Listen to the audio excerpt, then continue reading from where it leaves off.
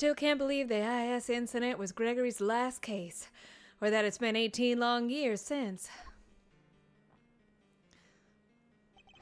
A murder at a confectionery contest, and one of the participants, no less, Artie Frost. They pulled his body out of a treasure chest that was part of the Samson Tangaroa's chocolate tableau? Yeah.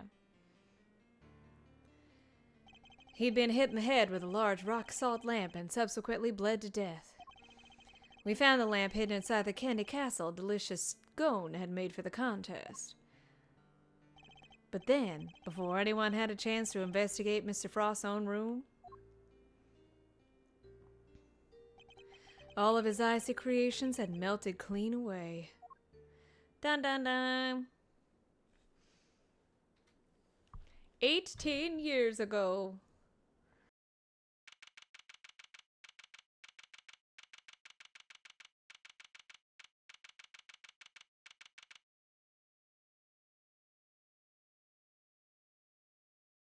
Wait, what? Oh. Sorry, I got stuck. All of Mr. Frost's work destroyed. Mr. Von Karma wasn't very happy. He told us to get out, and in no uncertain terms. Who's voicing? You Who were voiced him last voicing. Yeah, you were voicing him Oh. last time. Yeah. Gotcha. So what do we do now, Mr. E? I can't believe he just upped and kicked us out. Von Karma's a total jerk. Now, Raymond. It was always the job of the police and the prosecutor's office to investigate the scene. Yeah, but he didn't have to talk to us like that. Who cares if we're cops or attorneys? We should all be working together to find the truth. You can't assume that everybody's aims are the same as your own. You may wish to expose the truth, but others might prefer to accept things at face value. Which way of thinking is right will depend on the person. But what if somebody innocent ends up behind bars because no one managed to uncover the truth? It can happen. We're all human. Police and prosecutors included. Except that Von Karma guy. Which is why defense attorneys exist. Thank you for hydration, Loki. Our job is to help people in such situations. To be friends to the friendless. Friends to the friendless. Now, we may not be able to investigate the Winter Wing as hoped, but that doesn't mean we give up. Many dots. Well, not many, but some dots. Some dots. You're right, Mr. E. I'm sorry. I should have thought more before I opened my big mouth. As long as you don't fill it with paper, it's fine. Oh, I just shut Darn! You're young, Raymond. You'll learn soon enough. I will. Keep that away. promise. Keep that away from your mouth.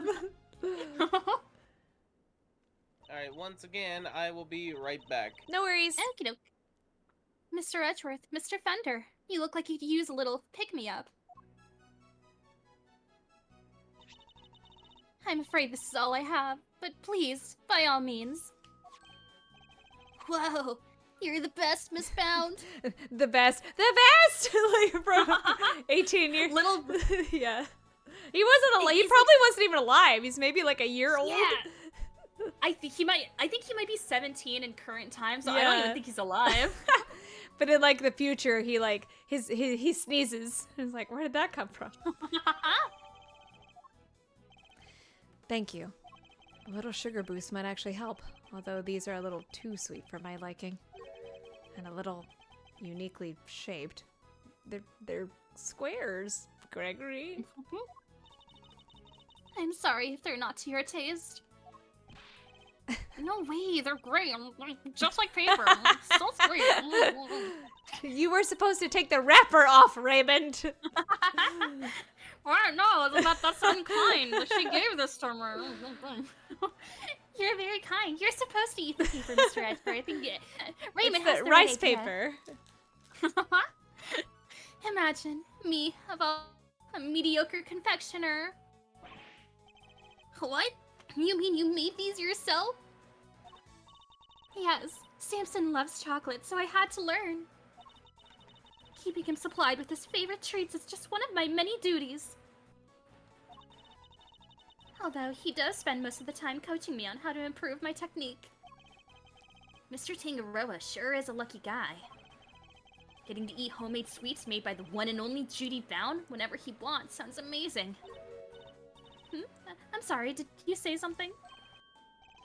Nope, nothing at all! Dear sweet Raymond, you really do still have a lot to learn. Unlike me, I have all there is. It seems you're quite committed to the work you do for Mr. Tangaroa, Miss Bound. Of course. What right would I have to stay here otherwise? What do you mean by that?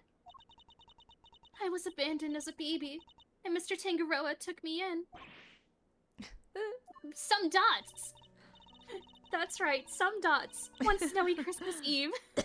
Many years ago, he found me on the steps of this very mansion. He saved my life, and became the father I never had. I can never repay him. So my work for him is the least I can do. And I'll be here for him for as long as he needs me. That's the most beautiful thing I've ever heard. I must be getting old. I'm welling up a little myself. Aww. And to think today is Christmas Eve. Which means it's not quite Christmas. And I can't even give him his present in person. I'd do anything to save him. Anything! Please, if there's something I can do to help, just say it. Just like instantly switches like, okay, we're not sad anymore. We're very grateful, Miss Bound. Perhaps you could help us by answering a question. Did you know the victim? Not very well, I'm afraid. Oh, but if you wanted to see some of his work, I have a picture of the sculptures he made for the final. Ooh. Oh. Oh, the light. My, they're stunning. Also a lot of murder implements behind there. Aren't they? I think they're masterpieces. Who would have thought you could make such intricate statues out of flavored ice? Samson adored them, too. Oh, hey! That's Taurus and Gemini, right? I didn't know. Ooh, sorry. I didn't know you were keen on constellations and the zodiac, Raymond. Yeah, I'm an astrology girly. Oh, I love it. The stories the stars can tell. Take Gemini, for example. See the lyre? That's what the harp is called. And the arrow and the... Wait, hold up. The lyre doesn't have any strings. Huh. Did Mr. Frost forget to add them, maybe? That doesn't sound like something he'd forgot to do. Wait, really? But I thought you just said you didn't know him very well. Oh, well, he didn't seem like the type. Seems she's got something to hide, too. You took this photograph yourself, Miss Bound? Yes, I used this instant camera here. Hey! It develops the pictures as soon as you take them. It's so useful. Oh, I'd love to see it in action. Then why don't I take your picture? Yes! Come on, Mr. E, let's get a shot of the both of us! So cute! Yeah. Well, alright then. It would be a shame to waste a good hair day. It says wearing a hat. Ready? Say cheese! I want to see it! I want to see it! Show me! All done. And the picture is yours to keep, Mr. Shields. Oh my gosh, thank you so much! That's such a cool camera. Well, it's the only one we've got, so we use it for all our picture-taking needs. It's very convenient, but the lack of negatives is something of a shame. So there aren't any negatives for us to reference, huh? I assume Mr. Tangaroa used the same camera during the contest? Yes, you assumed correctly. He used it for some work-in-progress pictures of his seascape. And later, to take some photos of the other contestants' works. But didn't you take a picture of the body when you discovered it? And didn't you discover the body while judging was still underway? Yes. Samson wanted pictures of all the entrance-completed rooms. but the film ran out just as he finished photographing Mr. Gusto's work. So he asked me to go put in a new cartridge. He seemed to think there should have been more shots left than there were. In other words, the film ran out sooner than expected? Yes, the number of shots he took didn't line up with the number of shots remaining. But he thought maybe he just lost track somewhere along the way. But had he really, though? I went to our living area to change the film and was passing through the fountain room on my way back. When I heard the sound of something break and collapse in Samson's room. Crash. Samson, are you in here? Oh. Ah! There you go. Mr. Frost's body was just lying there. I was in total shock. It was all too much. But I remember I called the police and then I went to tell everybody else. And the camera, it's been with me ever since. I see. I'd be grateful if you could lend us the camera in this picture, Miss Bound. Of course. Here you go. Thank you. No, I'm so cute. Yay! Only 3 remaining. Hey, it's Mr. Bad. Detective Bad, Miss Scone. Are they done investigating? I voiced him in Ben's stream, so I don't mind voicing him again. Yeah, I think you voiced him last time in these streams too. Oh yeah, when did he? Oh yeah, because he came up in the first part of this one. That's right. That's right. They're done with me, that's for certain. The big meanie told me to clear off. Honestly, that Mannykins will be the end of me. The cheek of him. Guess he got tired of people cluttering up his crime scene. Did he run you off too, Detective Bad? Yeah, Von Karma seems to think I'm a nuisance. Can't do things his way with me around. Why did Mr. Von Karma go so far as to exclude his only lead detective? Or his own lead detective? Still, got a pretty good look at the scene. As for Gusteau, he's enjoying a nice little chat right now in Frost's room. What about? About the fact that Miss Bound said she saw him going in there during the contest. Mr. Gusteau went into Mr. Frost's room. That's right. And I have to say, he looked very much like he didn't want to be seen. I don't know what he could have been up to. Well, he's candidate number 1 at the moment, as the guy who melted Frost's work. But is that really why Mr. Gusteau went into Mr. Frost's room? Got a photo of the room right here, if you need it. It's all yours. Oh.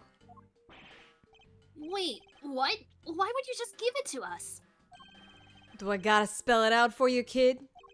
I'm offering to help you guys. I want the truth about this case to come out. Detective. Really, Detective Bad? Mr. Von Karma won't be happy about this. What he don't know won't hurt him. That's a good point. Yeah, well, I'm not Von Karma's stooge. If he's gonna stonewall my investigation, then I'm not gonna play by the book either. Can't let some pesky rules keep me from finding the truth. Now can I, Mr. Edgeworth? Indeed. Thank you, Detective Bad. Wow. I can't believe you won him over, Mr. E. The sparkles. Well, I haven't the foggiest what you're all going on about, but here's to new friends, eh? She's like, I'm here too! It's definitely nice to have the good detective on our side, that's for sure. Alright, let's take a look at that photograph. Every time I do, it makes me laugh. And we're just, every time we say photograph, it's gonna come up. Honestly. Here. Let me see. Ooh, okay. Are all the instruments there? I see that the battery box is gone. That is what this is what Frost's room looks like right now. Yikes. There's nothing left of his flavored ice sculptures but puddles. The floor appears to be completely covered in pale blue liquid. I should compare this with the photo I just borrowed from Miss Bound. I assume that the unplugged power cord has something to do with all of this? Yeah, once I was out of the socket, the display cases lost power, and up the temperature went. It looks like they were all connected to the same power strip. Do you have any idea when it was unplugged? Nope, still working on that. The sculptures were beautiful. What a waste. You can say that again. I should have taken a few more bites out of them while I had the chance. So they tasted good? Did they taste like paper? No, did they yet? I've never tried ice that's so scrumptious in all of my life. Never tried paper either. I should try that. Really? Man, I wish I could have taken a bite. Well, scrumptious except for the salty bit, of course. Oh, that was unbearable. The salty bit? It's in the other photo you've got there. This bit, the harpy thing. Oh, interesting. Gemini's lyre. Wait, that's why it had no strings? Because you ate them? I didn't eat that much, you cheeky little devil.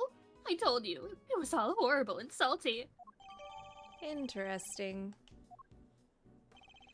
It's interesting that only one particular part of this one particular sculpture tasted different from the rest. And could somebody other than Miss Scone really be responsible for eating the rest of the strings? Did you notice anything else, Miss Scone? Come to think of it, I did. There was a funny little mark on Chillywinks' works. It was 2 little letters. Oh, I bet it was H and P. Let me see if I can draw it. Aha! There we go. Yes, it looked just like that. It's almost like a signature or something. Wait! I just knew Mr. Frost wouldn't have made that harp without strings. He's not the type to skip an important detail like that. I hope you don't mind me asking, Miss Bound. But are you certain you didn't know Mr. Frost particularly well? What? No, I barely knew him, I swear. Her little tango. Is that so? You certainly seem to have some strong opinions about his attitude toward his work. No, I just, the sculptures were so carefully made, I didn't think he'd miss something so important. I'm sorry, but I don't believe you. You have a more personal connection to his work than that. What makes you say that? Maybe the fact that you're dancing? I have an idea of, I have an item of evidence that appears to have been one of Mr. Frost's possessions. And it shares a key feature with another piece of evidence. Well, I won't know what you're talking about if you don't share. So what are these 2 pieces of evidence of yours? Which 2 items? This is the first. That one. Take that. Oh, take that! And the second would be her teapot, right? Because on the bottom of it, it has the... Hold on. Yeah, I think so. Yeah. Take that.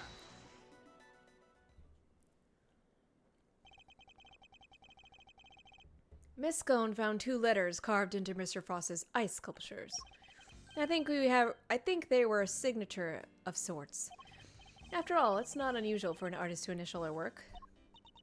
I guess not. That's right, dear. It's just like you said. Chillywinks' statues have the letter PH carved in them, plain as day. Oh. PH.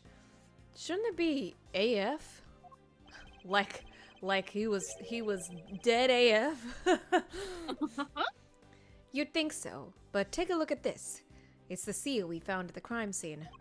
It seems reasonable to assume that it fell from Mr. Frost's pocket. And then pressed into the surface of an item, it would leave behind the letters PH. The same pottery mark we see imprinted on the bottom of the items in the tea set. The same pottery mark? We've already established that the tea set is the work of the sculptor Paul Halik. Yeah. From that, we can assume that these same letters would mark any item out as a piece of his work. A fact of which you were well aware, correct, Miss Bound? Oh, well, yes. I know that he always marks his works with his initials like that. He has never revealed his true identity in public, so it's the only way to know his works are truly his. You mean Paul Halik was... That's right, Detective. Artie Frost had another identity. He was no ordinary confectioner, at least as far as Miss Bound was concerned. For you see, Mr. Frost was in fact a fan of sculptures. An extraordinary confectioner. Mr. Frost was in fact none other than famed sculptor Paul Halik. What? Mr. Frost and Paul Halik were the same person? But it's not like the mark's hard to copy, though. Anyone who's seen it could fake being him with it. Not exactly conclusive proof that Frost was who you say he was. It was proof enough for Miss Bound. What matters is that she believed it. His true identity will have to be investigated by the good people of the precinct. Humph. All right. I'll let the boys look into it. Disappears. I should have known I couldn't hide it from you, Mr. Edgeworth. So you admit it. You admit you're wrong. You're aware of who Mr. Frost really was. I was. When I discovered his body, I saw the seal you found. Don't ask me how, but I just knew straight away that he was my dear Paul Halik. Imagine, his entries in a confectionery contest were his final legacy. A great man like that. And be honest, did you enter Mr. Frost's room at any point?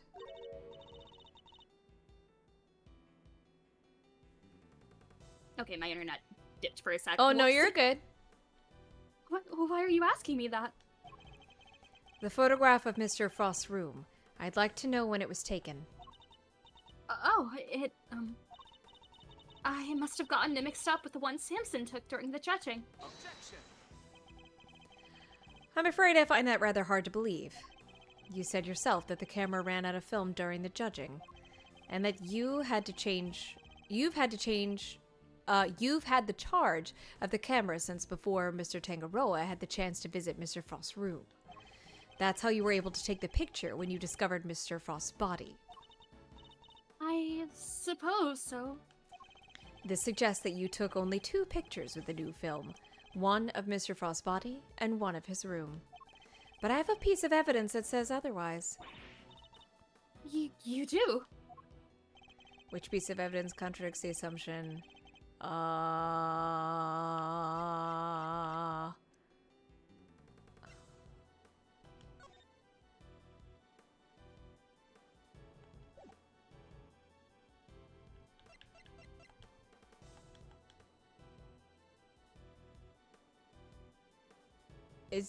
Is it just the camera? I think. Because that would explain, like, the discrepancy. If Right. She's just, like, lying. Yeah, like there are 20 has 20 exposures, but there are only 3 remaining. I can't look at it anymore, so. Take that. The camera. You gave the picture of the body to the police, and the picture of Mr. Frost's room to me. Oh, and you gave us that picture you took of me and Mr. Edgeworth, too. 3 photographs in total, and yet the film cartridge in this camera only has 3 exposures remaining, out of a total of 20. You took more pictures, and I want to know what of. I'll need to see all the photos you took. Perhaps then we'll finally learn what you're really up to. I'm so sorry. I confess, I've been lying to you. Gasp. Huh? These are all shots of Frost's room. I'm so sorry. Looks like she took pictures of his work from every possible angle. And when they were taken, the ice still hadn't melted yet. Wait, don't tell me. It was you! It was. At least, I'm pretty sure it was.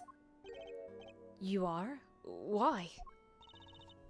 Well, you see, I'm a huge fan of Mr. Halik's work, as you know. I was petrified that they might be ruined, what with the investigation that was going on and everything. So I thought I should at least capture the sculptures on film for posterity. And? How did that make them melt? Did you trip over the wire? I think perhaps I was so intent on getting the perfect photographs that Yep. I might have tripped over the power cord without noticing. By mistake? Are you sure? I didn't notice it at the time, but well, how could I have been so careless as to cause the loss of his final masterpieces? Seems a little convenient to me. I'm not sure I believe it. But I'm not in a position to refute it either. I'm so sorry. I didn't mean to cause any trouble. Please, don't worry about it. The important thing is that you told us the truth. What he said. No hard feelings, Miss Bound. Thank you. Think you should be apologizing to Paul? Mr. Edgeworth. The guy's dead. Right. Picture's yours. Hope it helps. Oh, I guess there's a difference. Oh. Oh.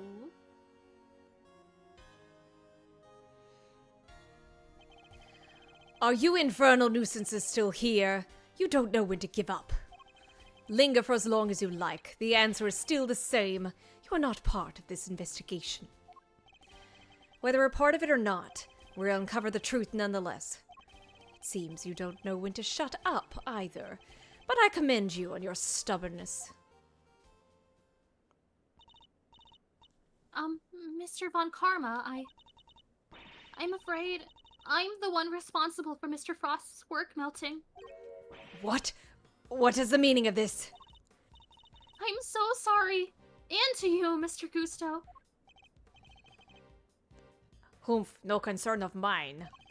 I didn't do anything, and Mr. Von Karma agrees. Nothing at all, Mr. Gusto. You went into Mr. Frost's room, didn't you? Oh, sorry, became Edgeworth for a second. Perhaps you could tell us why.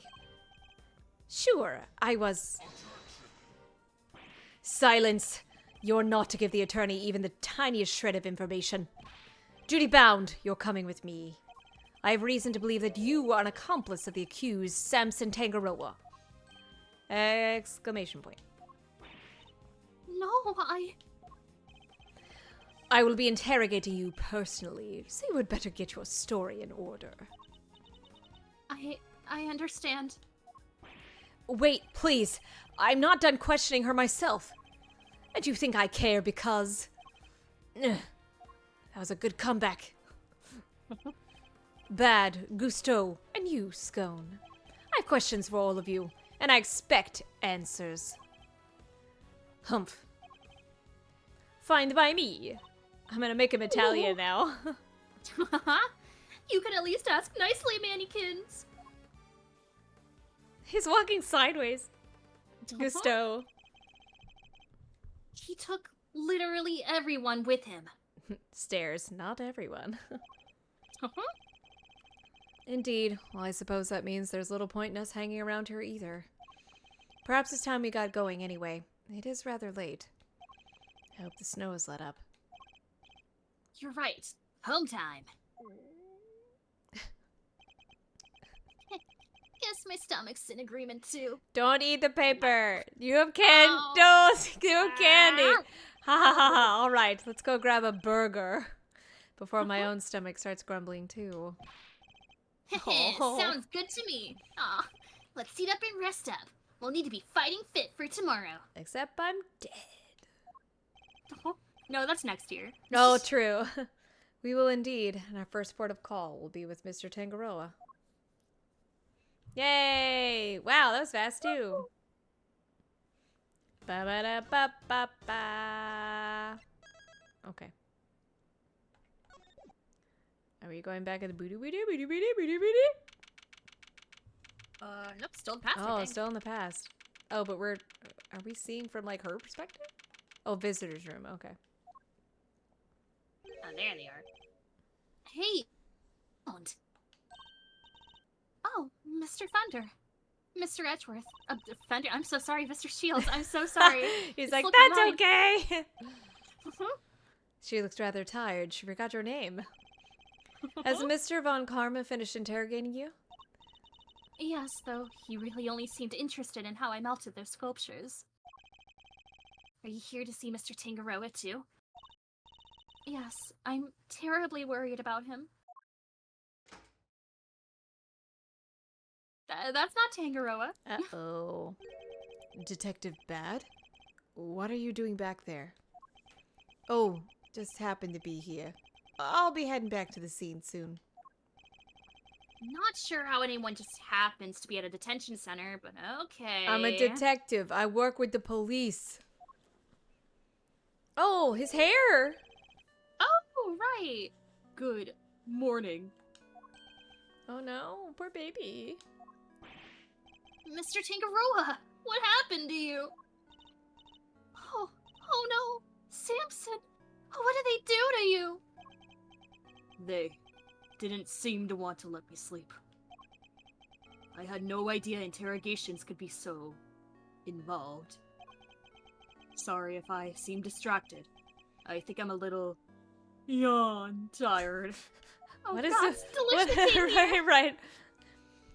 They're not letting you sleep? It's not police work, that's torture. What's going on here, Detective Bad? I'm not the one doing the interviewing. It's the guy they put on the case before me. I like Von Karma's methods about as much as you do, which is why I'm doing what I can to help. It was Detective Bad who got me out of there. You're welcome. Yes, thank you. I'd still be in that interrogation room right now, if it weren't for him. Humph. Detective Bad really is trying to look out for Mr. Tangaroa in his own way, it seems. All right, Raymond. Let's share yesterday's findings with Mr. Tangaroa. You got it, Mystery. My notepad is at the ready. Mr. Tangaroa, we found out quite a bit, if you'd like to hear it. Of course, thank you. Are you alright, Mr. Tangaroa? You seem kinda spaced out. I'm fine, I think my blood sugar might be running a little low. Candy! Samson, Do we have anything that might give him a little energy boost? I wonder, you the player, do you know?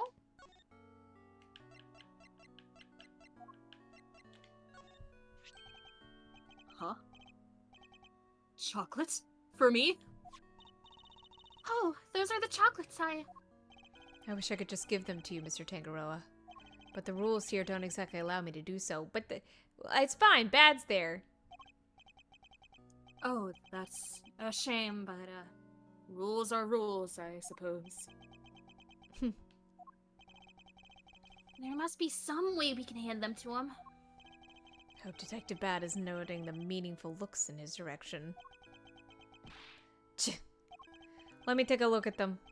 If they seem legit, I might consider passing them to the suspect. Thank you, Detective Bad. My hero! I'm touched. Thank you, Detective. Yeah, whatever. Just sit tight. Yeah, I could just give you this lollipop. Okay, sorry for the long pause. I'm back. You're okay. Oh, no worries. Here. You don't know how much this means to me. Yeah, keep it down, will ya? For both our sakes. Of course, Detective. I wouldn't wish to put your livelihood at risk. Now to sample these treats. Detective, I apologize for putting you in a tight spot. Humph, I didn't do it for you. It was my call. Guess you're not such a bad guy after all. You think you're funny? You think someone hasn't made that pun before? I think I'm the first, actually. Just eat your paper, kid.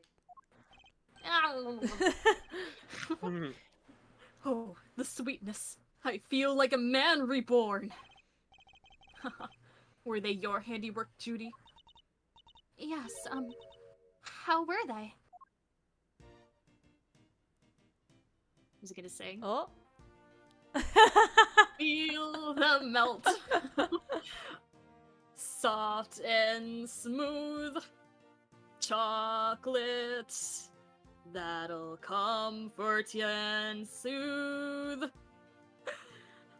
Ear to ear. God, it's so slow. It really is.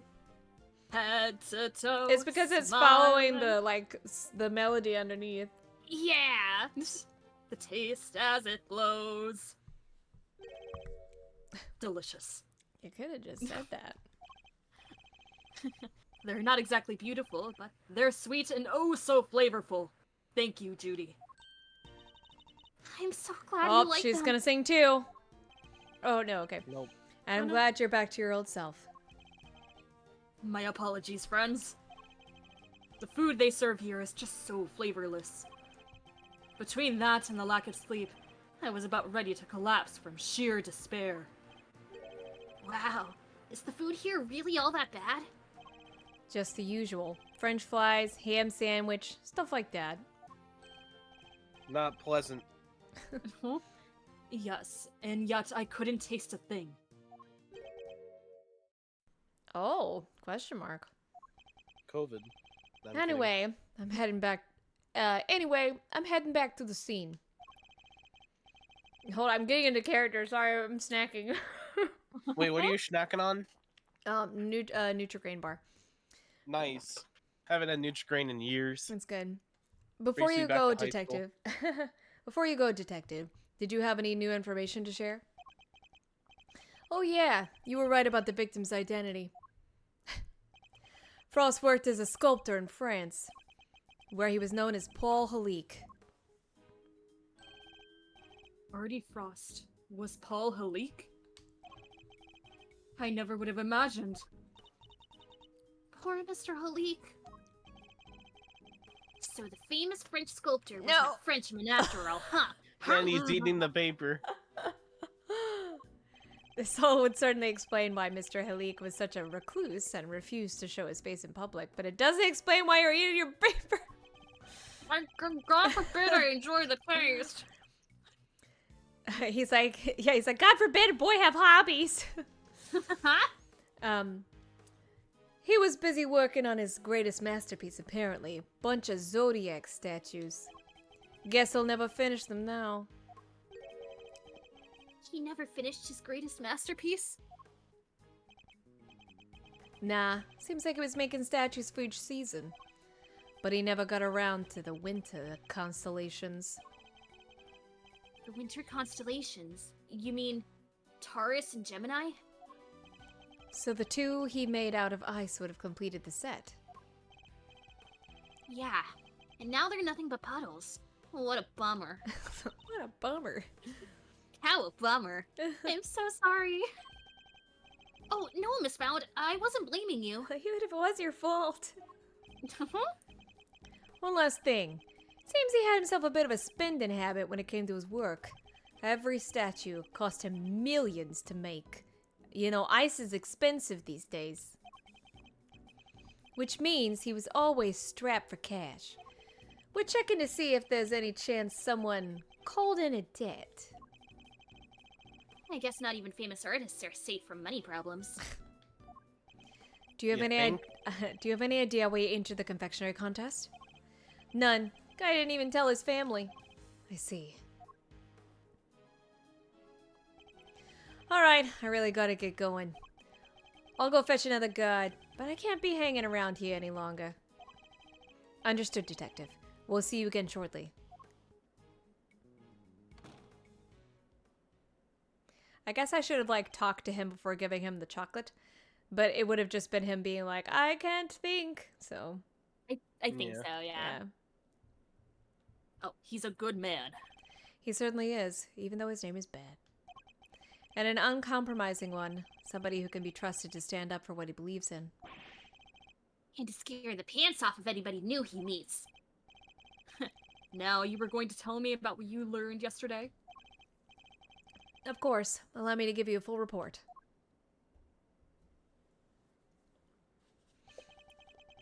Thank you for that. And allow me to apologize on Judy's behalf. I'm so sorry. It's fine, Mr. Tangaroa. As I told her yesterday, the important thing is that we learn the truth in the end. Now, would you mind if I asked you a question or two? By all means, I'll gladly share all that I can. Okay. What can you tell me about the contestants who took part in the final round of the contest? Let's see. There was Miss Scone. I loved her design concept. Unfortunately, her entry was in violation of the rules, and so I had to disqualify her. Mr. Gusto's creations were a perfect balance of flavor and design, at least up through the semi-final. But disappointingly, his entry for the final was subpar on both accounts. And there was actually something a little unusual about his entry for the semi-final as well. Which was? It tasted identical to Mr. Frost's. Oh. Huh. They may have looked different, but I could have sworn I was eating the same thing. Huh? And what exactly did his work look like? Oh, there should be a photograph back at my mansion. Always photographs. I'll show it to you later, Mr. Edgeworth. Much appreciated, Miss Bound. But Mr. Frost's entry for the finals, that was truly sublime. So you were able to finish judging it? Even though the body had been discovered in the meantime? Yes, I wasn't aware of what had happened until after I'd completed my assessment. Mr. Frost wasn't in his room when I visited, so I took the liberty of sampling a bit. Part of the lyre, I believe. I'd never tasted anything like it. It was like a dream. I was so moved that I burst into song. Which is interesting because Delicia said it tasted like salt. I'm sorry, but are you saying that the lyre tasted good? I'd like to hear more about that if you don't mind. You're quite sure it was the lyre you tasted when you sampled Mr. Frost's work? I'm certain of it. It was part of the Gemini sculpture, which was the only sculpture in that display case. Mr. Tangaroa, would you mind taking a look at this photograph for me? Wow, every time I do, it makes me laugh. How did our eyes get so red? So the part you tried was the lyre? The one shown here without any strings? Oh, there were strings originally. That was the part I ate. So the strings are missing because Mr. Tangaroa ate them all, and he enjoyed them? Miss Scone told us she ate a part of the lyre as well, but she said it was far too salty for her to finish. Then it's true. Aww. The truth is, I've suspected for a while that there might be something wrong with my sense of taste. Something wrong? How so exactly? There's a taste disorder characterized by an inability to detect salty flavors. I would be very sad if I could not detect. I love salt. Same. And I suspect I've been suffering from it. I eat so many sweet foods on a daily basis that it took a while for me to even notice. But there's no denying it now. That would explain why the food here seems so bland to him. What? About your taste buds or your livelihood? Even if there were some long-term treatment option, I highly doubt a total cure for your condition exists. Nevertheless, you should put in a request to the police for a proper evaluation. Oh, that won't be necessary. I have a recipe for a cure back at my mansion. Oh, you do? I do. You can take a look at it for yourself if you'd like. Samson, we can't show that recipe to just anybody. I'm not anybody. Oh yeah, Judy, Mr. see? As Mr. Edgeworth said, he is hardly just anybody. Yeah! He's my attorney. And I have no secrets from him. Many dots, yes. You're right, of course. If that's what you wish. What on earth is this secret recipe for a miracle cure that they've been hiding?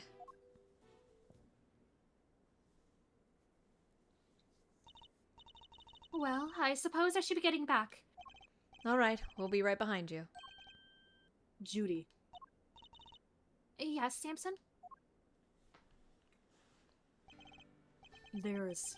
there's more to life than just me. Oh. What? Exclamation point! Please, Judy, think about the life you want to live. Because I won't always be around. Don't say that. Without you, I don't have a life to live. So I'll be waiting, right there at the mansion until you come home. Many tots. Now if you'll excuse me. Aww. Wait, Miss Bound! Judy.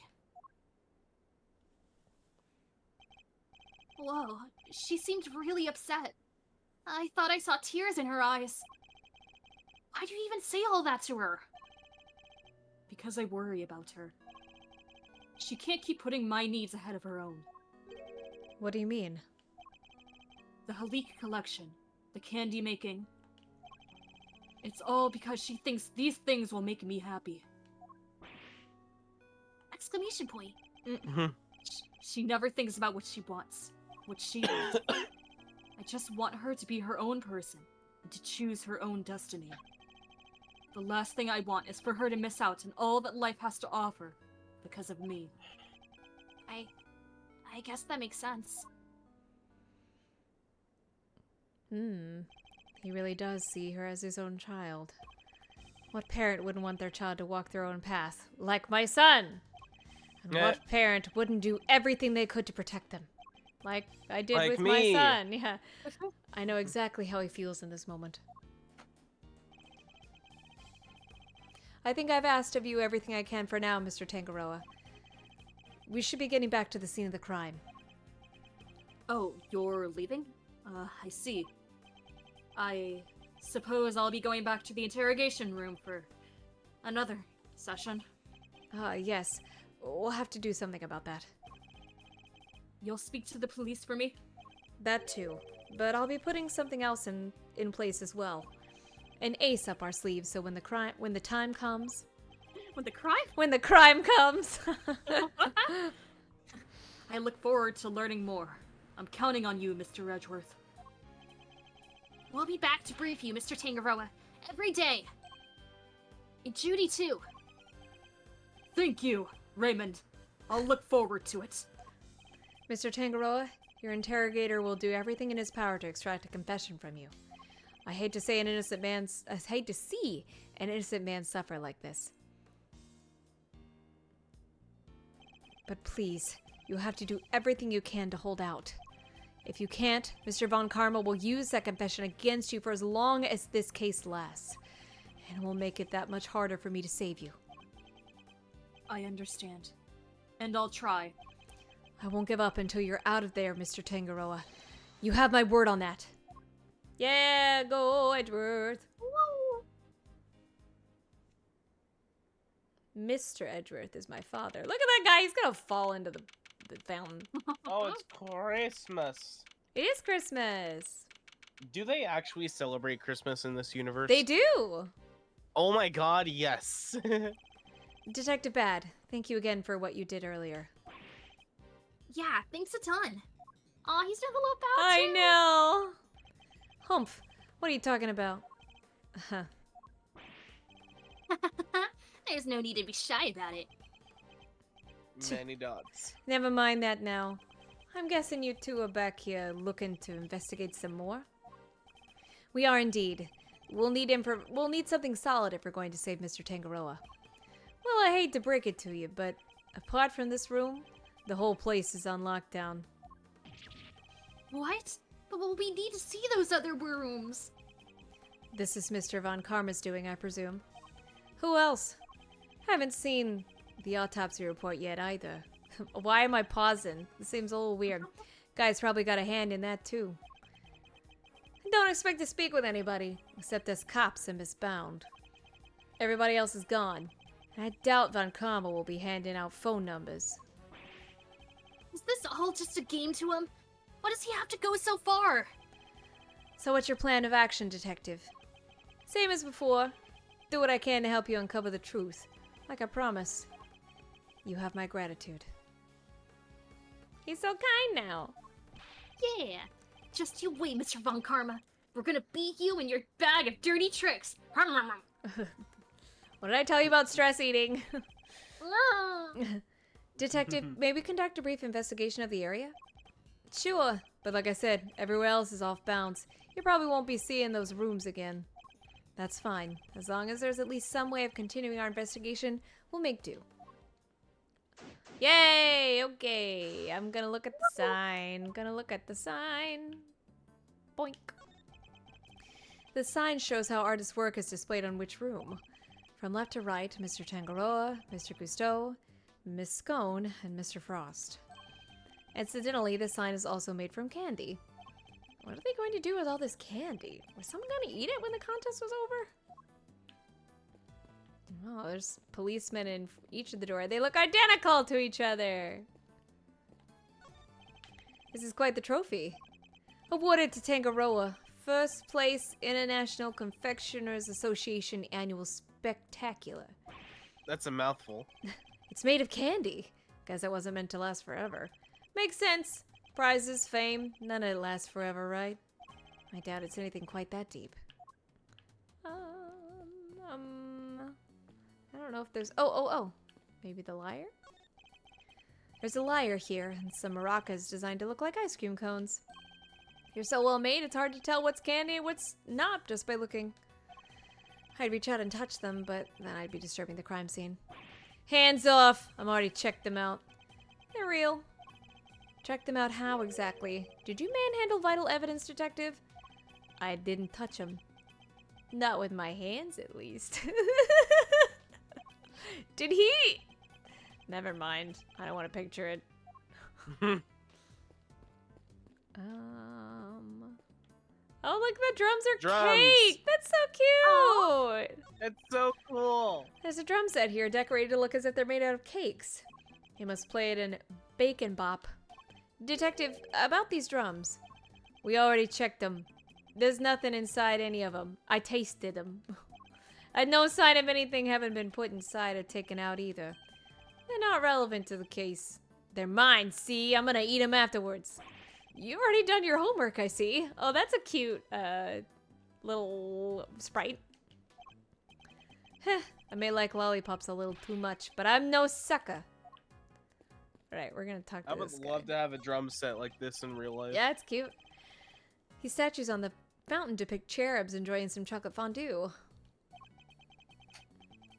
Paul Halik's work, apparently. Gotta hand it to him. They look so real. Detective, are you saying you have personally seen cherubs before?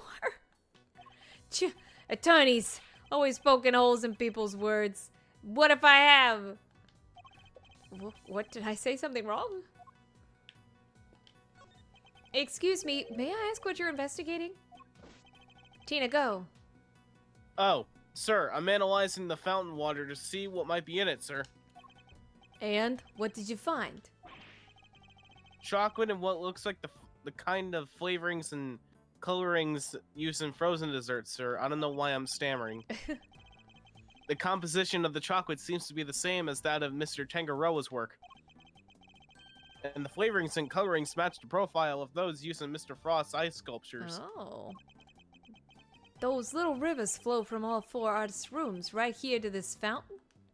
Guess that's how the staff from the melted sculptures wound up in here. But that's not all, sir. We also found blood. Oh, in the fountain?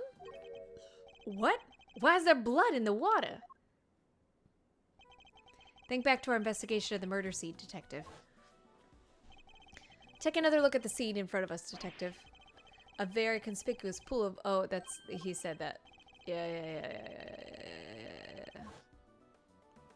The victim's blood is mysteriously absent, as was the part of the chocolate chest that it had pooled on.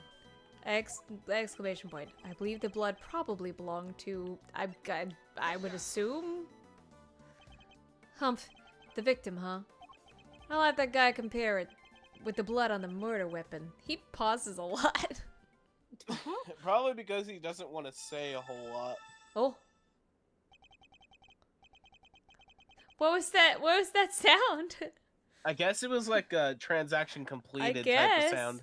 It's a match. The blood in the fountain is Frost's. But why would someone want to send the victim's blood downstream and into the fountain like this? Boink. Okay, I guess there's nothing really. Elevator? Where does this elevator go? The second floor. Tangaroa and Bound live up there. Sounds like they live a pretty charmed life. Tea parties, candy making, that kind of thing. They even have a garden. Must be nice on a sunny day. That does sound nice. Perhaps they'll invite us when all this is over, and they're not dead. You come, wouldn't you, detective? Don't get ahead of yourselves now. I'm not in the habit of palling around with attorneys. I guess we just need to talk. Miss Bound, we're here to continue our investigation. Oh, Mr. Edgeworth, I'm so sorry about earlier. She's still looking kind of down in the dumps, Mystery. She must have been greatly taken aback by what Mr. Tangaroa had to say. I found the photograph of the semi-final entries for you. Here, it's all yours.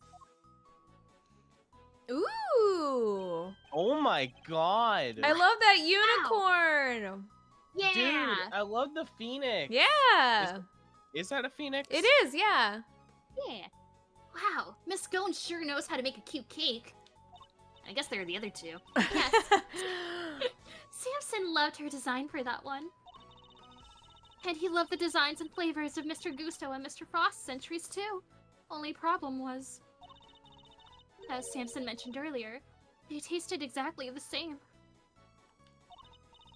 However, their respective entries for the final tasted nothing alike, it seemed. Do you think Gusto, stole from Frost, I guess? Probably. Was there anything else of note that changed between the semifinal and the final? Nothing major, but I guess there was one thing. Mr. Gusto's son was always here with them throughout the contest. But he was nowhere to be seen during the final. Why would his son come and hang out at the contest venue of all places? You're sure you're happy for us to keep hold of this? Of course. I hope it helps with your investigation.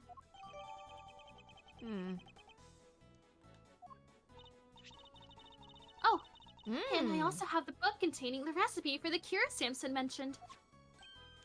We've seen this book before. It was in the chocolate frame. In Tangaroa's room. That's right. He put it on display there so that everybody could see the grand prize. What? The cure is in the ultimate cookbook? Apparently so. So it's not a book of dessert recipes, I take it? Oh, no. We told the contestants, of course. But I guess nobody told you yet. So the contestants all knew that the ultimate cookbook was this whole time. Oh, and other chemical and pharmaceutical items. I'd like to hear more about the cookbook if you don't mind, Miss Bound. So if I understand correctly, the ultimate cookbook is actually a collection of recipes for different medicines? Exactly. Or rather, totally new medications that haven't made it to market yet, to be precise. To the right buyer, a pharmaceutical company, for example, it would be worth a fortune. But why make that the grand prize in a confectionery contest? Mr. Tangaroa is the sole heir to the Tangaroa family fortune. Perhaps you've heard of the Tangaroa Group? The Tangaroa Group? Yeah, I think I've heard of them somewhere before. It's a major pharmaceutical corporation. Sells all kinds of pills and poisons. Why I don't know why they're selling poisons, but okay. Oh yeah! That new Cold Killer Pro has been making some real waves since it went on sale. I always reach for a cold killer when I'm feeling under the weather. Which is never as far as I've seen. I'd like to hear more about the Tangaroa Group if you don't mind. It's slightly unrelated. It's so funny because I just replayed 3-1 yesterday. Yeah? Everyone is just a huge fan of the Cold Killer. Oh, really? Brand. It's so funny. Characters will be like, "Oh yeah, that's my favorite. I love that." As if having a favorite brand of cough medicine is a thing. Oh my gosh. They maybe they were a sponsor sponsored by Cold Killer. So did Mr. Tangaroa not want to take over for his parents and go into the final family business? No, he preferred the idea of making people's lives better through the power of confectionery. And his parents supported him in his quest to become the best in the world. Then when they passed away, he inherited the cookbook. But why would he make such a valuable heirloom a mere contest prize? He's been hounded by so many people looking to make that book their own. He was tired of it. But it would have been an insult to his parents' memory simply to give it away. So he decided to find somebody he felt was worthy of it. I bet the board of directors love that. Handing over the fruits of all their expensive research to someone else. They hated the idea, of course. Which is why Delicia entered the contest. The Tangaroa group wanted her to win the book back for them. So you knew she was a pharmacist all along? Yes, and not only that. I told her how to appeal to Samson's tastes. I tried to help her win. Oh, but why? I wanted to protect Samson by protecting the Tangaroa group. If that cookbook fell into another company's hands, the board would never forgive him. So I wanted to find a way to keep it with the company, but in a way that Samson couldn't object to. So that's how Miss Scone managed to make it so far in a contest she had no business taking part in. But Miss Scone wasn't the only one pretending, was she? Mr. Frost wasn't really a confectioner either. And he still made it all the way to the final, just like she did. Not bad. Yes, it's unbelievable, isn't it? Such a talented sculptor, and a gifted crafter of desserts, too. Gifted indeed, judging by the standard of his work in the final. But how did one man produce pieces of that size and quality in such a short period of time? I'm not sure I have much more to tell you. But if there's anything else I can help you with, I'd be happy to, of course. She said that line before. She's certainly very keen to ensure that she does all she can for Mr. Tangaroa. I could certainly use a cup of tea you made us yesterday, if you wouldn't mind. I think that might help move the investigation along nicely. Ooh, I'll have some too! Your tea is to die for, Miss Bound. Well, how could I possibly refuse? I'll bring it right out. She just slides off. Right. You know, I think that cheered her up a little. Yay! Yeah. Let's Sorry, go. I was quiet the whole time. No, there Oh, was, you're good. yeah. We've learned a little more about the contestants, participants. But there's still one question involving Mr. Gusteau for which we never got an answer. You should get your time to talk right now. Oh my god, I finally get to play. I finally have a speaking part this week. I am so happy. What was he doing in Mr. Frost's room? And that's not all. I have questions about the work he submitted for the semifinals. A confectioner who admits to lacking design sense and a sculptor with it in spades. Mr. Gusteau could not have hoped to win such a high-level contest by himself. Which is why I'm beginning to wonder if there was some sort of connection between him and Mr. Frost. Detective, I need to ask Mr. Gusteau a few more questions. His story still doesn't quite add up for me. Me neither. We need to figure out how to get in touch with him. I'm assuming this is maybe Von Karma and or maybe it's Delicia? Oh, do you Von now? Karma. Oh, it is Von Karma, yeah. Yeah, it's Von Ask Karma. These nuts. Good luck with that, because I have no intention of allowing it. Mr. Von Karma, I am already in the midst of my own investigation into Gusteau, so there's no need for the likes of you to pester him with the same questions again. Tisk, tisk, tisk. I will, however, be happy to answer any questions you might have. He seems dead set on preventing me from talking to Mr. Gusteau, in which case, fine, then allow me to take you up on your offer. Very well. What is it? I'd like you to tell me about the connection between Mr. Gusteau and Mr. Frost. Yeah, get him. Time to talk to myself. Well, Get him. I don't think Gusteau's showing up anytime soon. Tina, would you like a young Raymond? So you have like some voice. Or do you want to be Von Uh, Karma? Oh God, do I ever want to be Von Karma? Do you? Sure. You know what? I don't think I've ever been a Von Karma before. Not even Ah. Francisca. Francisca. Yeah. Does she show up in the Phoenix Wright game as well? Yes, she shows up in Phoenix, right? Yeah, Francisca. Yeah. Sweet. Okay. You're gonna meet her pretty soon. Okay. I tried to think of Von Karma as like a more, how do I say this? A more dastardly Edgeworth. Yes, he is. Is that the word I'm looking for? Yeah. Yeah. Okay, sweet. He's So, evil, evil old Edgeworth. yeah. Okay. The connection between Gusteau and Frost. It was simply a matter of coincidence. They both happened to be taking part in the same contest. And that's all? That's all I have to say to you. What? But that doesn't help us at all. We'll have to confront him with evidence if we want to draw the truth out of him. And it's imperative that we do. He's clearly hiding something. Because I'm a Von Karma, you He can is a trust Von- me. No.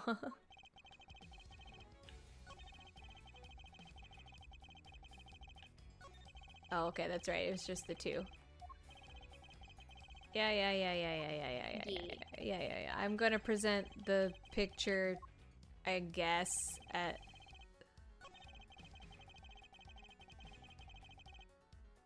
It was the picture of the entries, right? Yes, yeah. I am gonna save first, though. Do it. Because we've been going for 3 hours. We have. Yeah, these things are long. Like, when you said you were already done through, like... Because how long did you stream yesterday? I streamed for like 3.5 hours. Okay. I was like, That these tracks. these things are long, but you got through, like, a case and a half. Okay. Yeah. Yeah, the first game is really, like, comparatively short. Yes, yeah. Man, especially, God, I'm still remembering the case. There's, like, one case in case 6, like, with Apollo? Or no, like... Oh, yeah. Like, with Apollo, there's the last case for Apollo goes on forever. And, like, even Justice for All, which is my favorite game, the last case in that one also forever. I was like, I've been doing this case for 8 hours. I wonder if you could look at the two confections in the foreground for me, Mr. Von Karma. They were made for the contest semifinals.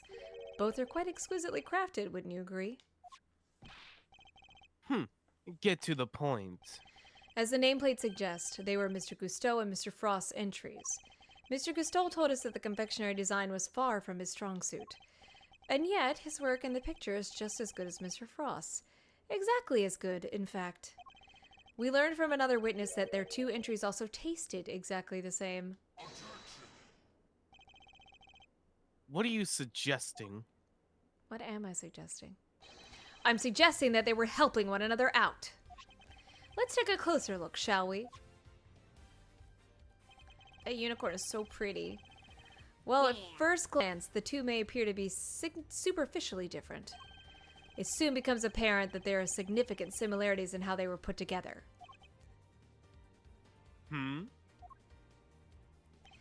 They're made of the same ingredients, taste the same, and share a similar design aesthetic. This picture is proof positive that the two were working together. If you figured that much out, I suppose there's little point in denying it. Exclamation point. Mr. Von Karma knew all along that they were cooperating. But I'll warn you, none of what you're about to hear will be to your advantage. Let me confirm what you seem so desperate to prove. Gusteau and Frost were indeed working together. Gusteau spelled out the details of his relationship to Frost during his questioning last night. It seems they were helping one another right up until the day before the final. Short and sweet. So, you knew that the two were cooperating. Mr. Von Karma, why are you trying to bury the truth? Oh. Please, enough with the petty slander. I merely wanted to avoid you poking your nose around before I could provide proper context in court. It simply slipped my mind to explain that to you. It also slipped my mind to even try to talk. Doesn't explain why he's being so slippery with the facts, though. I need to figure out what it is he's hiding. I can't let things in like this. We're getting close. Music is getting intense. Do you think after this, like, once we're done with Von Karma, we should stop?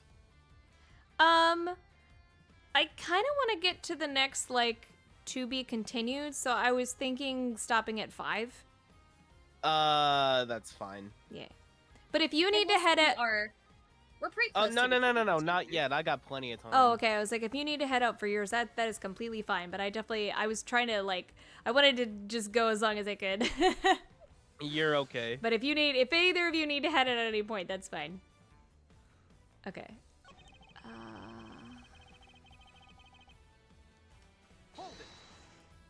Hold it. Last night, after Mr. Frost's work melted, correct? Yes, I interviewed Gusteau personally. Yeesh. A one-on-one with Mr. Von Karma. That must have been terrifying. I imagine Mr. Gusteau probably meditated his way through the difficult parts. He most certainly did not, every time he closed his eyes. I brought him back with an almighty snap. No one dares to plead the fifth with me. Is that allowed? Did that even work on him? And that is how I was able to perfectly learn every last detail of Gusteau and Frost's relationship.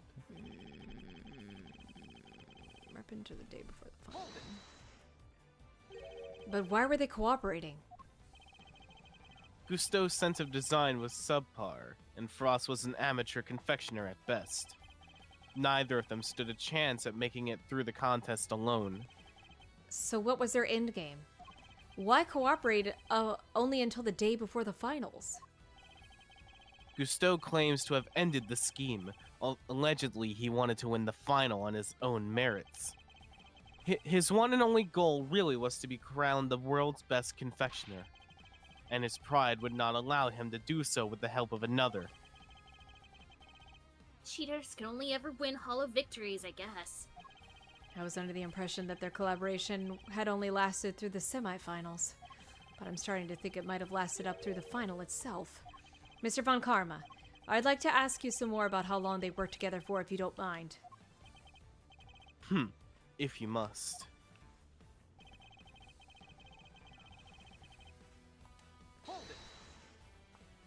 Before you ask, I'm not objecting to your characterization of Mr. Gusteau's design sense. Yeah, he admitted himself he isn't all that great. He made what he alleged to be a likeness of me. Just thinking of the abomination he came out with turns my stomach. Yeah, kind of like the guy's work.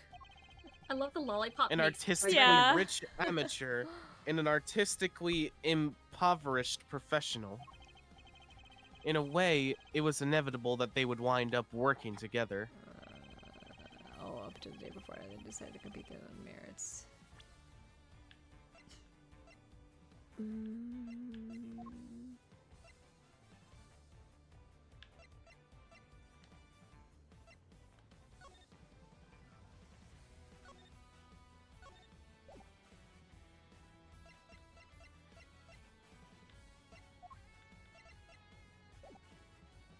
I guess I'll press that one.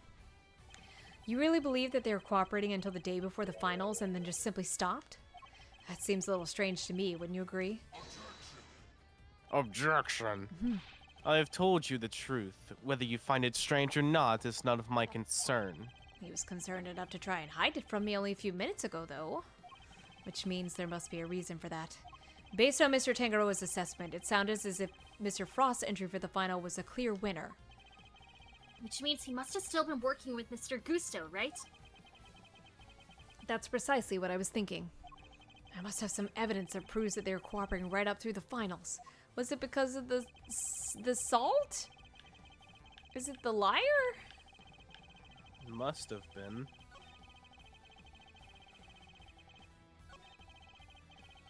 Or maybe like the photo? Oh. Oh, that's right, because one of the pictures is from the semifinals, yeah? Or no, Yeah. like before...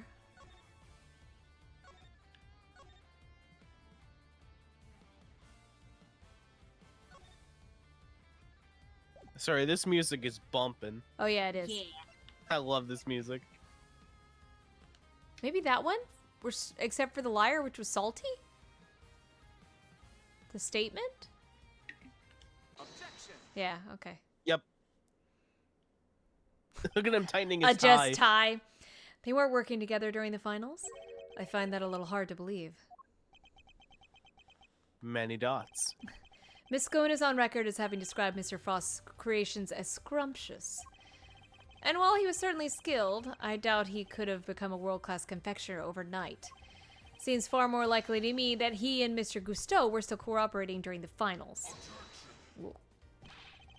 How many times must I explain this to you? Assertions require proof, and one person's entirely subjective statement is not proof of anything. Besides, even amateurs can occasionally make delicious food. Perhaps Frost was simply lucky. My wife, for example, Yo, wife? is an amateur whose cooking puts first-class chefs to shame. How is that not an entirely subjective statement? Furthermore, you are ignoring another crucial part of the pharmacist's testimony. Namely, that she also described some of Frost's work as having been unbearably salty. In other words, your evidence actually shows that Frost failed to produce the perfect confectionery. Ooh. Gurk. I can do the tisks. There No more objections, I take it? must be some way I can prove that Gusteau and Frost were still collaborating. Mr. E? There is something that's been on my mind. Yes. What is it, Raymond? Mr. Frost's entry for the finals. Wouldn't it have taken a while to make? I would imagine so. Making flavored water, freezing it all, then carving 2 whole sculptures? Could he really have done all that and helped Mr. Gusteau with his work? That's a good point. Don't say it out loud. Oh. Well, I can say it louder. Is that what you said? No. If it was me, I'd have barely gotten as far as the setting the flavored water up to freeze part. I just can't see how Mr. Frost could have pulled it off. Perhaps there's some lawyerly instinct in you after all, Raymond. Your ponderings certainly point to another possibility. Huh? Many dots? Raymond's right. Mr. Frost would have needed to freeze his own large blocks of flavored ice to create his art. And there wouldn't have been enough time to do that during the contest itself. So what must Mr. Frost have done in order to finish his flavored ice entry within the time limit? Probably the day before? Or make it out of something entirely. I think make it out of... It's either Well, day... if it's not flavored ice, what would it be? Do we... Gatorade? we have the help. We can... Asphyxium? I'm assuming maybe the day before the final. But I'm trying so to... funny if it was something else entirely. Well, because see, I thought it was the same thing as, like, scone. Because, you know, scone, none of hers were actually things. I thought it wasn't ice. Oh. I don't know. I have a memory of them not actually being made of ice.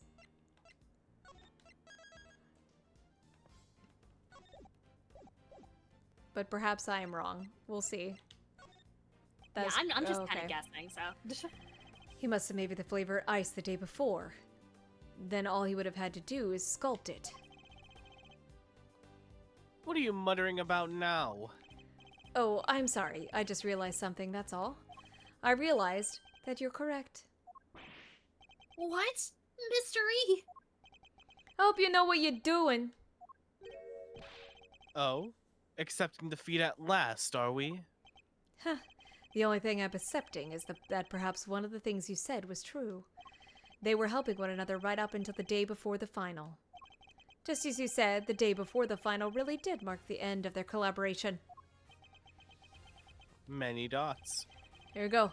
Mr. Frost's entry was carved entirely from blocks of flavored ice. Ice which would have needed at least a day to freeze, and whose flavors would therefore have already been prepared by Mr. Gusteau. Yes, which lines up perfectly with what Gusteau told me, that he helped Frost until the day before the final. In that case, why didn't Mr. Frost reciprocate and help Mr. Gusteau in return? I can hardly be expected to read the minds of the dead. Objection. Perhaps not, but I imagine Mr. Gusteau could tell us. Why? So why don't you let us speak with him? Or do you still insist your interrogation was as thorough as you claim? How dare you call my methods into question? That's not my intention. I just don't understand why you would obstruct a perfectly valid line of inquiry. Give me one good reason as to why you're keeping Mr. Gusteau from me. One good reason? Certainly. The how and why of Frost and Gusteau's collaboration have absolutely no bearing on this case. I would think so, because if we think Gusteau killed him... Yeah. How can you possibly say that with any certainty? If their relationship had broken down for some reason, that could very well have been the motive behind this murder. Could it indeed? Then why did Gusteau himself tell me all about it? Why did the man you seem so keen on accusing share the details of his collaboration with the prosecution? Exclamation point. Please tell me you have some proof to back up your preposterous suspicions this time. Do I turnabout? Is it turnabout time? Mr. Gusteau only acted suspiciously one time that we know of. And I imagine Mr. Von Karma is aware of exactly what that suspicious action was. Which means this is probably a trap. Heh. Well, cat got your tongue? But even if this is a trap, I can't break down now. Mr. Gusteau snuck into Mr. Frost's room. And we still... Mr. Gusteau? Yeah, we still don't know why. That fact alone is reason enough to suspect him. Oh. If that's your only concern, then allow me to clear it up for you. I knew it. It was a trap. I was saving this for the trial, but consider it a taste of things to come. Plus, I'd hate for the proceedings to drag on because of your needless interjections. Oh. Here, Aww. take a look at this. This photograph? Look at his photograph. It makes me laugh. Gusteau and Frost, and their sons. Cute. Very cute. They don't look very happy with each other, though. Oh no. Gusteau snuck into Frost's room in order to retrieve this photograph. But why? It seems their sons attended the same elementary school. Gusteau was concerned that the fact of Mr. Frost and his acquaintance might place him under undue suspicion. A concern that you have just proved was entirely well-founded. Nagurk. Gusteau's actions make perfect sense, and you have given me no reason to believe otherwise. No! I lost. Well, Von Karma broke him. He's never going to talk to me about Mr. Gusteau. Now, if you're quite done obstructing my investigation, I have things to be getting on with. I love the 2-frame animation of Raymond over there. Yeah, I see that too. Literally someone pushing the button back and forth. But But it's just like, there's like, it's one small difference between each frame. That's like how I animate. That smug, self-righteous jerk. I'll give him something to be getting on with. What do we do, Mr. E? Mr. Tangeroa is finished if we can't figure something out. Things to be getting on with. What exactly could those things be? He has a body, a murder weapon, and a suspect in custody. If the prosecution means to pursue Mr. Tangaroa, surely they have all they need. So why is Mr. Von Karma still investigating the scene of the crime? Something on your mind, Mystery? We're missing something. Something important. Mr. Von Karma has everything he needs to proceed with the prosecution of Mr. Tangaroa, and yet he still doesn't seem entirely confident of his case. If he is... Why refuse to share information with Detective Bat? Why did you eat your paper again? You need to return that information. Raven, that's very distracting. Oh. Question mark, no autopsy report. Is he not dead? In addition, we still haven't solved the mystery of what happened to the evidence that went missing. Take another look at this photograph. Every time I do, it makes me laugh. We need like a photograph count. Evidence that turned up in Mr. Tangaroa's room, but in a most unusual place. Yeah. Lots of reflecting. Okay. Oh, do I gotta logic things? Man, I haven't logicked in a while. We So gotta logic things, I think. So there are no traces of Mr. Frost's blood left in Mr. Tangaroa's room. Yeah, we found some in the fountain instead. Why? Hey, let's go. Logic. Okay. I'm assuming? This will be the first time we screw up with this. Or not. Mr. Frost's blood went missing from the crime scene. But traces of it showed up in the fountain. Why go to the trouble of removing the blood from the scene after the body had been discovered? And why only the blood? Surely the body would have also been in the way. Wait, could someone have moved the body aside to get to the blood? Logic? That's the only thing left. Huh. Had they not found the body? So the body might have been moved aside or even removed from the scene of the crime entirely. After all, as far as we know, there's still no autopsy report. We've learned plenty about the murder weapon and the suspect, but very little about the body itself. Our assumption thus far has been that the body had been recovered by the forensics team. But what if that assumption is false? What if Mr. Von Karma wouldn't show Detective Bad the autopsy report out of something other than spite? What if we've been thinking about this the wrong way around all along? The question isn't why did Mr. Von Karma hold back the information about the body? It's did Mr. Von Karma even have any information about the body in the first place? How do things look from that angle? Perhaps the body hadn't been removed by the police in order to carry out an autopsy. Perhaps it had already been removed and hidden away by the culprit before their arrival.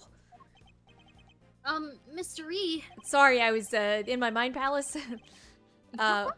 We both heard the rumors that Mr. Von Karma's questionable methods, fabricated witness statements, shady deals, forged evidence even. Sure, everybody's heard of that stuff, but what's that got to do with us right now? I would never judge a person on the basis of rumors alone. Even Mr. Von Karma. I've tried my best not to let my preconceptions color our interactions with him. Nonetheless, it appears he may indeed be willing to twist the truth to his own ends. Twist the truth? You mean he's been playing dirty? I fear That guy? Nah, we met him like 5 minutes ago. He can't be. I fear he might have been, and still is. I'm not about to let him get away with it. Oh. Get him, get him, get him! Get him. Get him!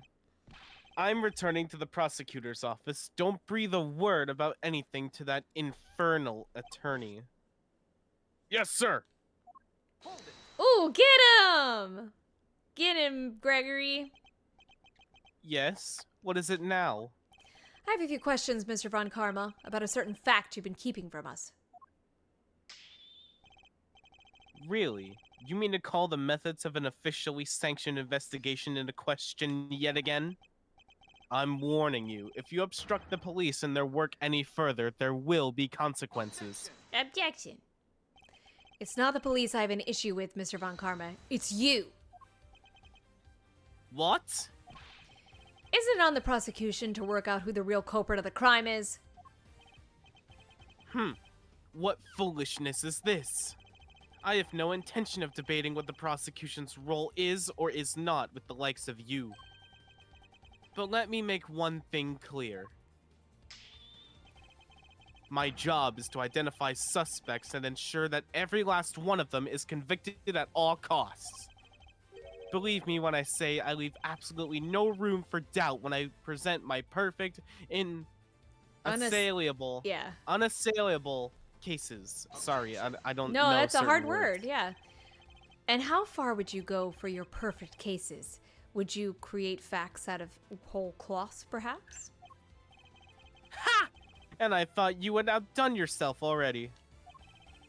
But now you intend to accuse me of fabricating evidence? I do. Because it is why you've done nothing but hinder Detective Bad from doing his job at every turn. Nah. What are you talking about? You didn't shut him out of the investigation because you wanted him to keep an eye on us. You did it to stop him from finding out that you don't have the body. What? He doesn't have the body? Ridiculous! You're clutching at straws! I will tolerate no more of your preposterous slander. Then allow us to examine it. Prove me wrong, if you can. Ooh, sassy. Tisk. Tisk, tisk, tisk. I'm afraid you'll have to try a little harder than that. I'm under no obligation whatsoever to prove your baseless accusations one way or another. As you must seen for yourself, a piece of bloodied chocolate is missing from the scene of the crime. Why did it disappear, and where did it go? Why? What does it matter? Some blood went missing from the chest where the body was found. So what? So what, indeed? That's precisely my question. If the body was still in the scene when the police got here, removing the blood would accomplish nothing. However, let us suppose for a moment that the body was not. If someone had wanted to erase any trace of what had happened in that room, then it all makes perfect sense. Objection. What is this petty obsession with the blood stain? But since it's so important to you, why don't you tell me where you believe it went? Of course, after all, evidence is everything, as you never tire of telling us. I believe this should back up the theory quite nicely. Bah! Oh, the fountain. Yeah? That I don't have. Oh, found in the Hold on. fountain. Traces of the victim's blood were found in the fountain. Blah blah blah. Many dots. Along with traces of the chocolate from Mr. Tangaroa's room. I believe the missing piece of blood-stained chocolate was dumped into the stream that flows to the fountain. It strongly points towards one certain fact. Someone purposefully disposed of the blood after the body had been removed from the chest. Ooh, here we go. Music. Mr. Von Karma, where did you find the body? You didn't find it, did you? Answer me. Where did you get your hands on that kind of evidence? You have neither the authority nor the means to carry out that kind of analysis on the fountain water. I didn't do it. I asked that nice forensics guy. No, but I do. Curse you, Bad! You've been a thorn in my side from the moment you were assigned. Well, no longer. As of now, you are officially off the case. No! Humph. I was barely on it in the first place. Mr. Von Karma, you still haven't answered my question. Will you admit it? Will you confirm that no body was ever recovered? Tisk, tisk, tisk. It's really quite the claim, you know. And one for which you'll never find any proof for, I'm afraid. No! Underhanded. Exclamation point. What must I do to get an answer out of him? Now, if you don't mind, I have given you quite enough of my precious time already. I look forward to destroying you in court, Gregory Edgeworth. Not so fast. Your precious logic and theories won't save you then. Nothing will. Oh, Deuces. Disappears. He does the peace sign Yeah, and leaves. it just disappears. Mark my words, Mr. Von Karma. Your methods will be your undoing, and they will. No matter how you try to hide the truth, I'll bring it all to light in the end. To be continued? Nope. Not yet? We're close, though. Oh, no, I'm fine He's either going to the- way. He's going to the elevator. Forgive me, detective. I didn't mean to put you in a difficult position. Don't sweat it. I was always gonna end this way. It was always going to end this way. Honestly, nobody's ever sidelined me the way he did before. First time for everything, huh? You know, I think you might be right about the body being missing. I am, and I'll prove it in court. Heh. Well, if there's anything I can do to help, just say the word. Since, you know, I'm off the case now. That's very kind. I'm sorry to keep asking favors of you, Detective Bad, but there is one more thing. Oh, Oh boy. Hey, what are you guys whispering about? Come on, let me in on the secret. you're too young. All right, Raymond, the detective and I were just arranging a little insurance for the trial.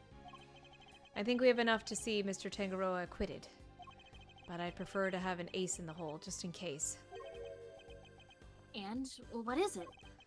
Huh. You'll find out in the courtroom.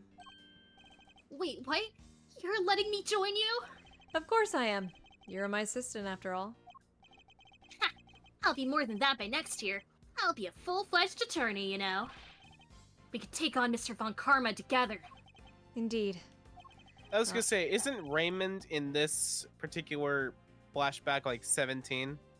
Somewhere around there. Like, he's in that age range. Huh. Though I'm hoping we'll have freed Mr. Tangaroa by then. But if we're up against Mr. Von Karma, guess we can't rule out the possibility that this might take some time. Right. But we'll do everything we can in the meantime. I know you can be Mr. Von Karma, Mr. E. I believe in you. Thanks, buddy. Yay! We can't allow Mr. Tangaroa to remain in prison for a crime he didn't commit. And we won't. I'll expose Mr. Von Karma's lies if it's the last thing I do. Haha. Ooh. To be continued?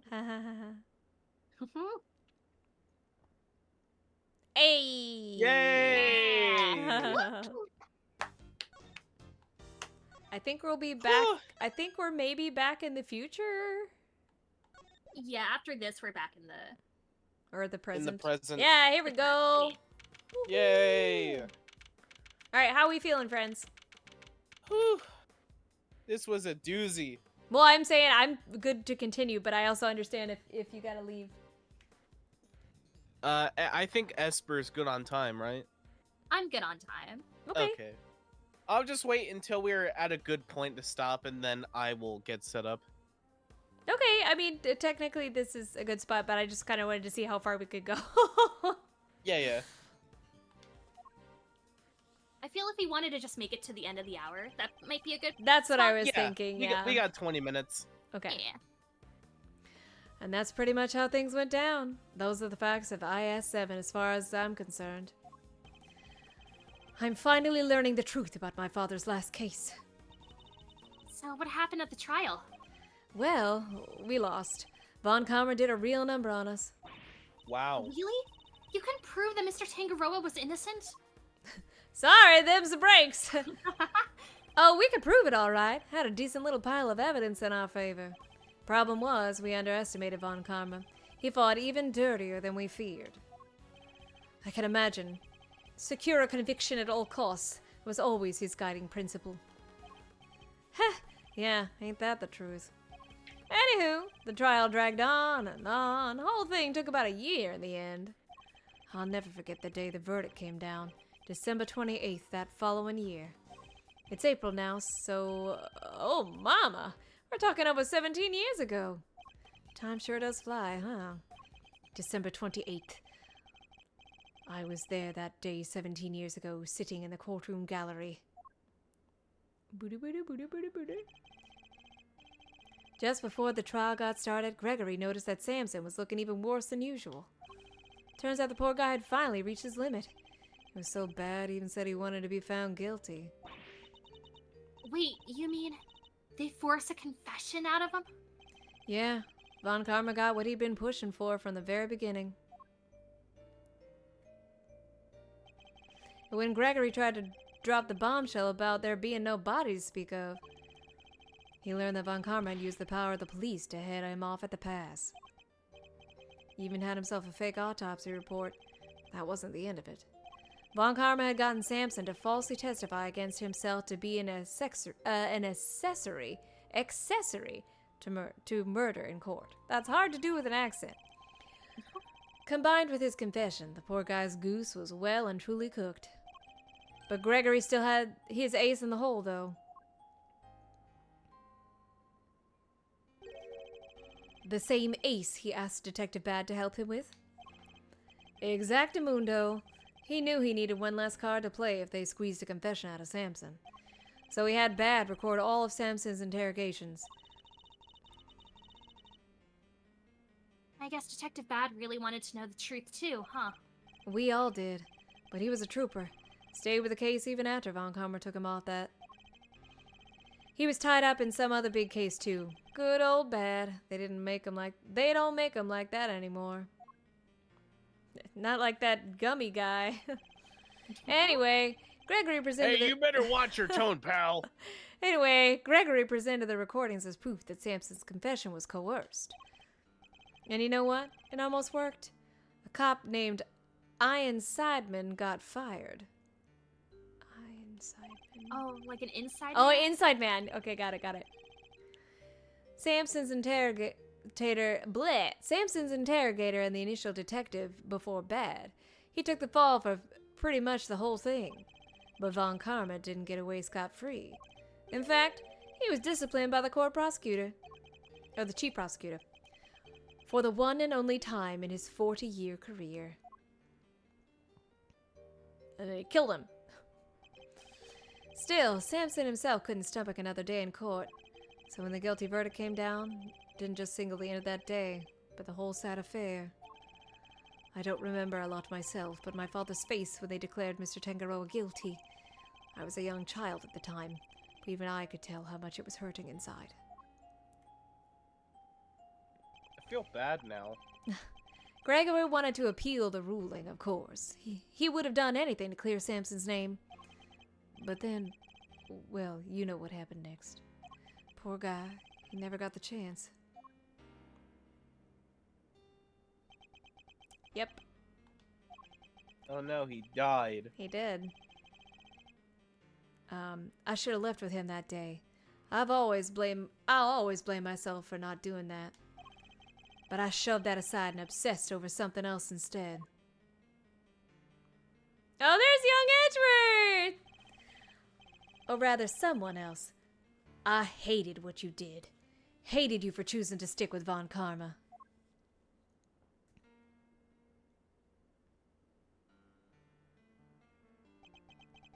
I hope you can forgive me. No, you had every right to hate me.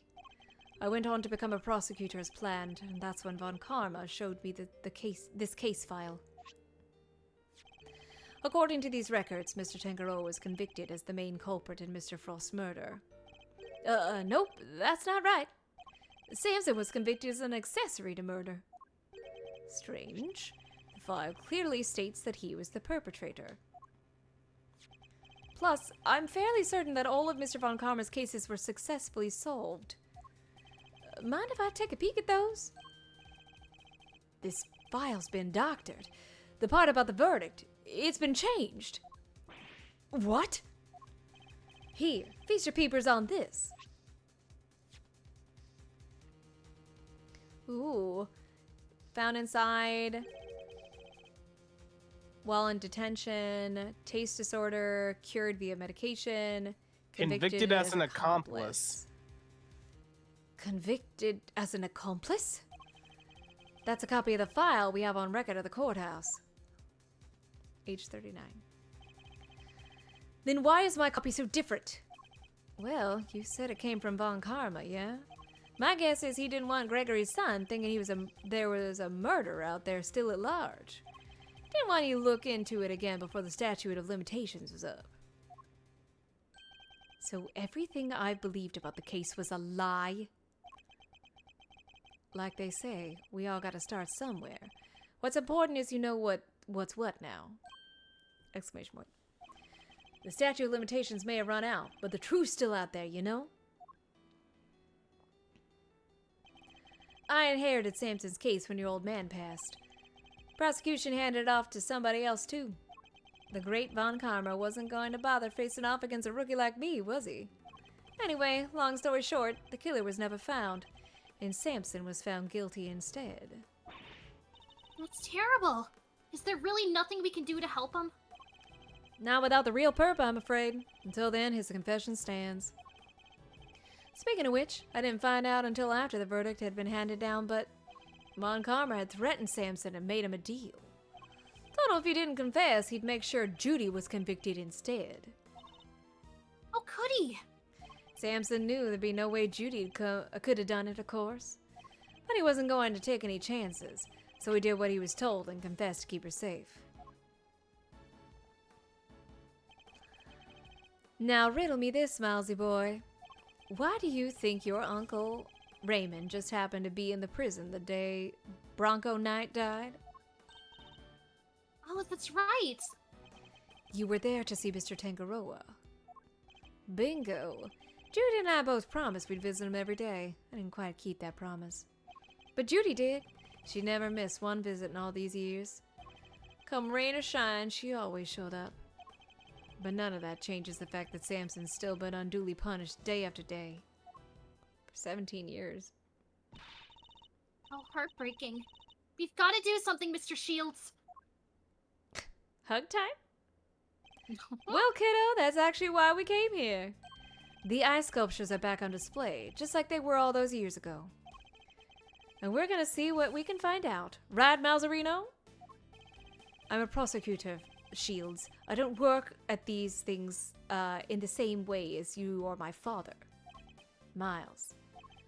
But that doesn't matter right now. Speaking not as a prosecutor, but as Miles Edgeworth. I want to know the truth behind both of these cases, and I'm not leaving until I do. Heh, you really are old Gregory's son, through and through. All right, then. Now that that's sorted, we can really get to work. Good thing I brought the IS-7 case file and evidence with me today, huh? Here, document first. Who doesn't love paperwork, am I right? The parts in red ink are my annotations. Oh, interesting. Thank you, Shields. And here's some evidence for you. Enjoy. There's quite a few, so I'd take a minute to scope them out if I were you. Small mountain of evidence. Just a giant, file folder. Yes, I see. I'll take a look at them in a bit. You know, our current case is just full of loose threads, too, come to think of it. Indeed. The key players of that incident 18 years ago who just happened to get caught up in another incident. The ice sculptures in the Winter Wing that are perfect replicas of the ones from 18 years ago.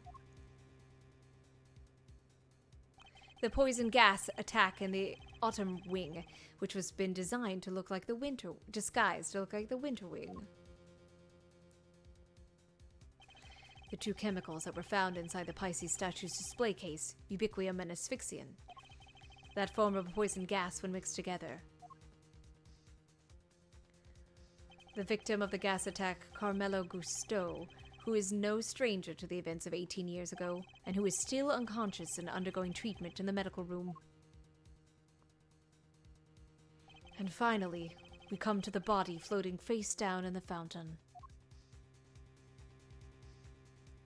And the fact that the ice sculptures have melted, just as they did all those years ago. The events of the present day would appear to be intimately linked with the events of the past, which means they may be able to help us learn more about what happened 18 years ago. Sounds good to me. Let's get investigating. Objection! Oh! Objection! Hi, I'm still here. Oh, no you don't. Are you forgetting somebody? I could have sworn this is my investigation. Sebastian is quite right. I do hope you aren't intending to obstruct him in his duties, Mr. Edgeworth. I would hate to have to add a guilty to my report to the committee. What am I guilty of now? Of course not. I'm simply offering once again to do what I can to help with this investigation. Your offer is duly noted and duly declined. Oof, she isn't pulling any punches. The identity of the body from the fountain is currently being ascertained. It's only a matter of time until we have all the information we need. Perhaps I can help you speed the process along. I think I have an idea of who our mystery victim might be. What, really? Then you have to tell me. It's the law. Humph, very well. Maybe it isn't just the ice sculptures that have resurfaced after 18 years. The body in the fountain is none other than that guy. I believe the body in the fountain is that of the man who was murdered here 18 years ago. Mr. Artie Frost. What? You're saying that was poor Chillywinks? Wait, who the heck is Chillywinks or Artie or whoever it is you're talking about? Artie Frost was a famous sculptor, Sebastian, although he was better known as Paul Halik. The sculptures on display here are all his works. No way. Sounds like he did well for himself.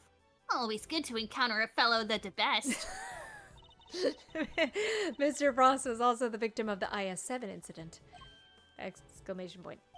Judge Gavello knows about the IS-7 incident? Mr. Edgeworth, the IS-7 incident is an 18-year-old case, and according to police records, the victim body was recovered and an autopsy duly carried out. Sure, that's what the records say, but the records can't always be trusted. What are you insinuating? That while the records say stuff like body totally recovered, the defense back then begged to differ. Not that it stopped the prosecution from shutting them down hard, of course. Gavel's like, please don't do this to me. Oh.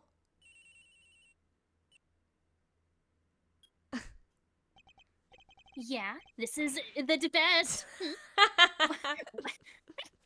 I like how Really? he always has to add the. What is it, Sebastian? The body. We've got an ID. Exclamation point. Some sculptor called Frost or something. So I guess, Edgeworth called it. Goddess of justice! The profanity! So my father's deductions were right all along. Well, Judge Gavel, I'd say this changes things, wouldn't you? Perhaps now you'll admit that I might be of use to this case. More than a certain junior prosecutor, anyway. No fair. You're trying to steal the best. I'm doing no such thing. All I want is to uncover the truth. And if you're going to go to the bottom of whatever... Wait, if you're going to get to the bottom of whatever happened here, we'll need to work together. But I'm still the best. We do not need to do anything, and you do not need to know the truth. This case is none of your concern. Objection. Ooh. Well there, Judge G. I think you might be wrong about that.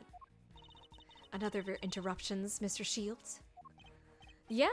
See, I was on the defense team for IS-7, so this case is very much my concern. I was one of the pesky kids pushing the theory that the body had actually gone missing.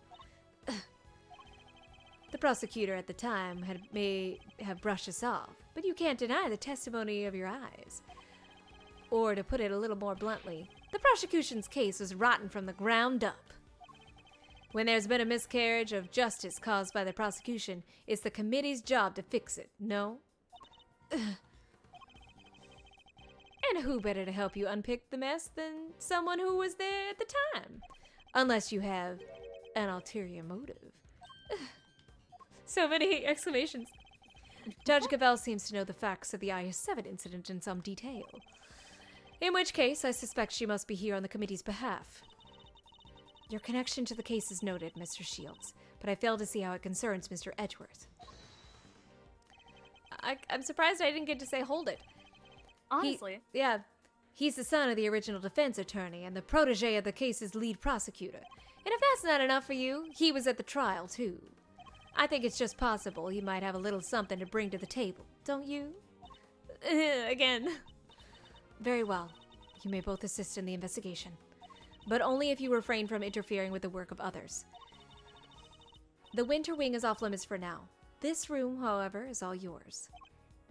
Alrighty, great to hear we're on the same wavelengths, G. Why don't we bring it in to show we're all on the side of justice?